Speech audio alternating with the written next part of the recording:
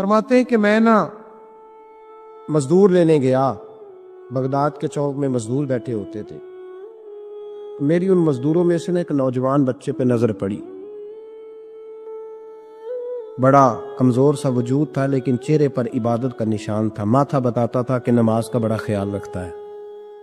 मैं उसके करीब गया। चेहरे भी बड़ा कुछ बताते हैं ना, चेहरों में भी बड़ी रानाई होती। फरमाते मैं करीब गया, मैंने उसको कहा बेटे मजदूरी करोगे? तो कहने लगा मजदूरों में बैठा हूं तो जरूर मजदूरी के लिए ही तो बैठा हूं। तो मैंने कहा कि चलो फिर। कहने लगा नहीं, मेरी कुछ शर्तें। मैंने कहा बताओ। कहने लगा पहली शर्त यह है कि लोग 4 दिनार दिहाड़ी लेते हैं, मैं 3 दिनार लूंगा। मैंने कहा यार बिल तो बड़ी बेहतरीन है, बाकी भी इस तरह की रख ले। उसने कहा हुजूर दूसरी शर्त यह है कि मैं आपकी मुकम्मल बात मानूंगा, लेकिन जब अजान हो जाएगी फिर आपकी नहीं सुनूंगा। तीसरी बात उसने ये की कि हुजूर मैं आपके घर में काम करूंगा पर आपके किसी सवाल का जवाब नहीं दूंगा। कहते मैंने कहा यार तू बड़ा अजीब है, शर्तें तो मालिकों की होती हैं। कहने लगा जी बहरहाल मैं शर्तें लगा के जाता हूँ। फरमाते मैं उसे घर ले आया। काम मैंने उसको बताया तो जो काम मजदूर सारे दिन में करता है ना, उसने 2 घंटे में कर दिया।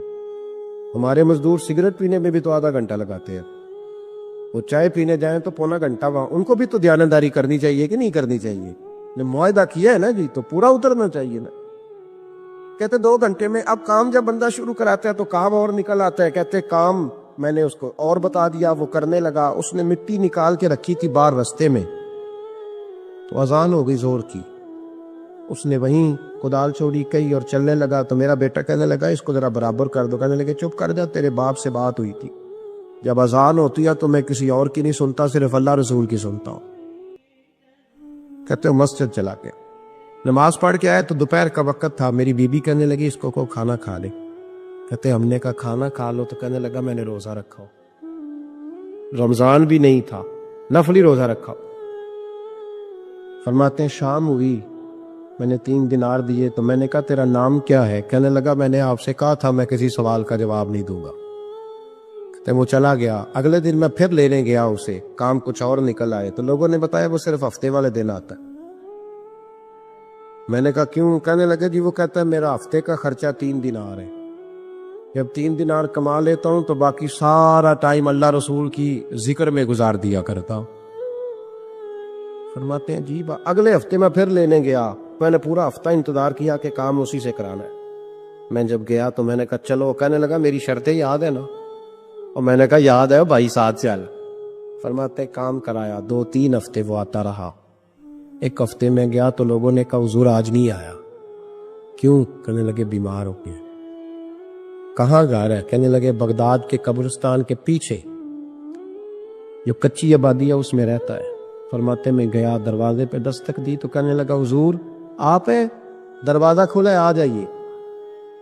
फरमाते मैं अंदर गया तो मैंने कहा तुम्हें कैसे पता चला मैं आया हूँ? कहने लगा हुजूर अल्लाह वाले हो, आप नहीं आना था, वरना अमीर तो गरीबों का पता लेने कोई नहीं आते। कहते मैं करीब गया तो कहने लगा मैं आपका इंतजार कर रहा था, तेज बुखार है, तप रहा। जेब से कुछ पैसे निकाले। कहने लगा ये पैसे रखने। एक अंगूठी निकाली। कहने लगा हुजूर आज रात को मेरा इंतकाल हो जाएगा, इन पैसों का कफन खरीद के सुबह जनाजा पढ़ के मुझे दफन कर देना, और जब दफन करो तो ये अंगूठी लेके असर के बाद हारून रशीद के पास जाना। आप उसे कहना मैंने मिलना है पर वो आपको टाइम नहीं देगा। आप उसको आवाज दीजिएगा कि तेरी एक अमानत है मेरे पास, फिर वो आपसे मिलेगा तो अंगूठी दे दे, फिर आप मेरी तरफ से फारिग है। हजरत फरमाने लगे तेरा नाम? और कहने लगा हुजूर वक्त थोड़ा है, आज रात मैंने जाना है, बड़ी लंबी माफी मांगनी है रब करीम से, अगर मुनासिब समझे तो मुझे अपने रब से तन्हाई कर ले दे। फरमाते मैं आ गया पर उसकी बातों ने मुझे सारी रात सोने नहीं दिया। फरमाते सुबह बड़ी मुश्किल से सूरज निकला, मैं गया दरवाजे पे हाथ रखा तो दरवाजा खुला हुआ था। अंदर दाखिल हुआ तो खुशबुएं मेरा इस्तकबाल कर रही थी। जब चेहरे से कपड़ा हटाया तो उसका तो इंतकाल हो चुका, ऐसे जैसे किसी का दीदार करके सोया। कहते मैं तो 2 आदमी ले गया था जनाजे पे, पर पता नहीं दुनिया किधर किधर से आई। कहां कहां से अखां जदों मीटियां जमाना मैनू रोवेगा, अपना ते अपना बेगाना मैनू रोवेगा। फरमाते मैं तो 2 बंदे ले गया था पर पता नहीं मखलूक कहां कहां से आई। जनाजा पड़ा, दफन किया। हारून रशीद के पास मैं असर के बाद गया। मैंने बुलाना चाहा पर बादशाह था, मेरी तरफ देखा ही नहीं।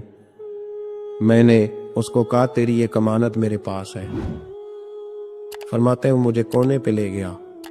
क्या बात है? कमरे में बुलाया, मैंने अंगूठी दी। हारून रशीद तो चीखे मारने लगा, कहने लगा अंगूठी वाला कहाँ है? मैंने कहा वो तो इंतकाल कर गया। कहने लगा मुझे कब्र पे ले जा। कहते मैं कब्र पे लाया तो वो लेट गया, तड़प के रोने लगा।